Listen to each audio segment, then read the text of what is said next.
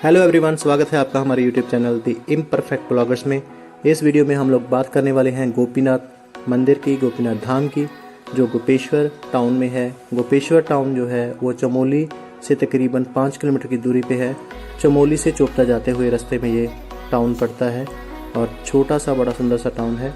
सामने जो आप द्वार देख रहे हो ये मंदिर की तरफ जाने का रास्ता है। ये रास्ता जो है वो गोपीनाथ मंदिर की तरफ जाता है। पिछली रात की अगर हम लोग बात करें तो पिछली रात हम लोग आए थे। तुंगनाथ ट्रैक पूरा करने के बाद हम लोग चोपता नहीं रुके। हमें सभी ने हालांकि कहा कि आप चोपता ही रुक जाइए, क्योंकि चोपता से मंडल तक का जो 30 किलोमीटर का सफ़र है वो बड़ा भयावह है। मतलब वहाँ पे कुछ भी नहीं था, पूरा जंगली एरिया है और 30 किलोमीटर हमने रिस्क लिया। हम लोग चले वहाँ से, लेकिन मंडल रुकने की बजाय हम लोग आगे आए और इस टाउन में यानी कि गोपेश्वर में हम लोग पहुँचे। पिछली रात हम वहाँ पे रुके।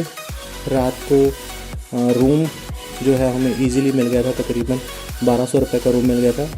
और सुबह ब्रेकफास्ट करने के बाद हमें पता चला कि यहाँ पे एक बड़ा फेमस मंदिर है गोपीनाथ। और गोपेश्वर की अगर बात करें तो गोपेश्वर वो जगह है जहाँ से 5 केदार में से एक केदार रुद्रनाथ का ट्रैक शुरू होता है। और रुद्रनाथ जब सर्दियों में रुद्रनाथ के द्वार बंद हो जाते हैं, कपाट बंद हो जाते हैं, तो वहाँ की छड़ी इस गोपीनाथ मंदिर में लाई जाती है। तो आगे चलकर हम लोग उसी मंदिर के, गोपीनाथ मंदिर के दर्शन करने वाले हैं।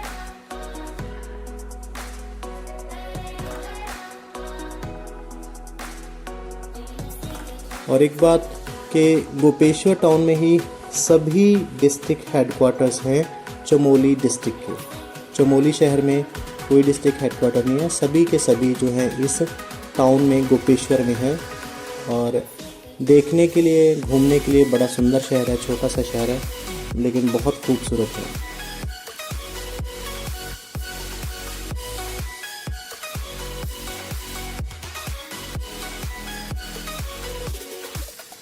मंदिर के लिए आपको पार्किंग की सुविधा नहीं मिल पाएगी, आपको साइड में ही कहीं पे गाड़ी पार्क करनी पड़ेगी, किसी गली में या किसी नुक्कड़ पे। तो सामने है मंदिर गोपीनाथ, जिसे रुद्रनाथ गोपीनाथ के नाम से भी जाना जाता है। और गोपीनाथ की अगर बात करें तो भगवान शंकर का नाम है गोपीनाथ, और ये नाम उनको दिया गया था भगवान कृष्ण के द्वारा। सो ये है मंदिर। मंदिर के अंदर जो है वो, मतलब आप बाहर तक तो जो है वीडियोस वगैरह बना सकते हो, फ़ोटोज़ खींच सकते हो, लेकिन अंदर परिसर के अंदर या गर्भगृह में फ़ोन जो है वो अलाउड नहीं था। बाहर लिखा गया था कि ये आर्कियोलॉजिकल सर्वे और इंडिया द्वारा रुद्रनाथ यानी कि गोपीनाथ मंदिर को अडॉप्ट किया गया है।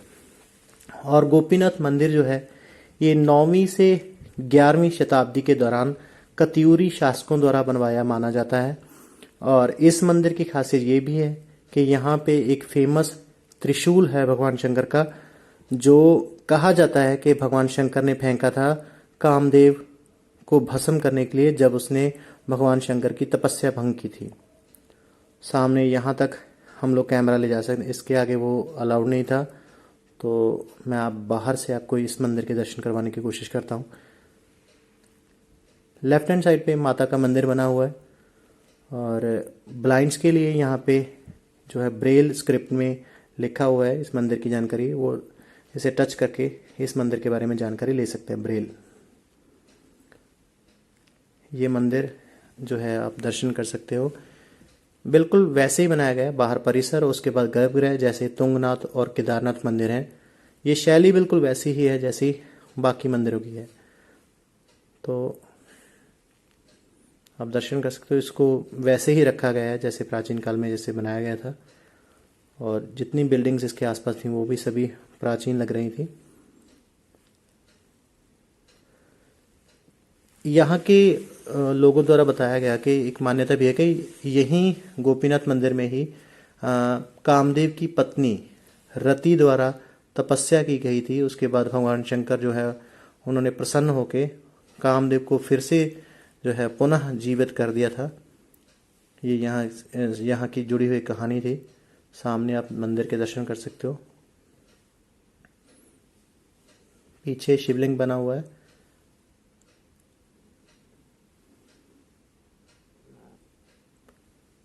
और ये सामने रहा वो शिवलिंग जो भगवान शंकर का माना जाता है कि जब वो कामदेव को भस्म करने के लिए फेंका गया तो यहीं पे आके गड़ गया था। और जब गोरखों ने यहाँ पे हमला किया तो उन्होंने इस शिवलिंग को तोड़ दिया था। आपको ये दो जगह दिखा देता हूँ, राइट साइड पे और सेंटर वाला, ये दो जगह से ये त्रिशूल उनके द्वारा तोड़ दिया गया था। बाद में उसको जो है वो जोड़ा गया है। आप ये देख सकते हो जहाँ पे जोड़ का निशान है। और ये वाला, बाकी ये वाला बिल्कुल ओरिजिनल है, ये पूरा का पूरा है। और ये माना जाता है कि जो भी भक्त श्रद्धा पूर्वक इस त्रिशूल को स्पर्श करता है तो ये त्रिशूल हिलता है।